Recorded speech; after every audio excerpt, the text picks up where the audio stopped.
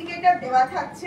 এই নজলটা এইটা পুরো সিলিকনের রয়েছে, ভীষণ সফট, তোমার মুখের কোনো রকম কোনো র্যাশ আসবে না।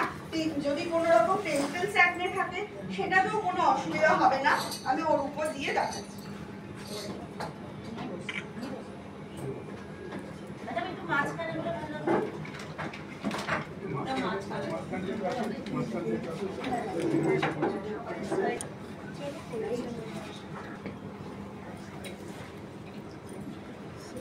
জাস্ট 1 মিনিট অ্যাপ্লাই করব।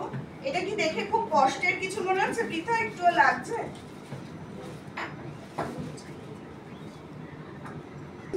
এটা কিন্তু রেগুলার ইউজ করব না, এটা রয়েছে আমাদের ফেস স্ক্রাব।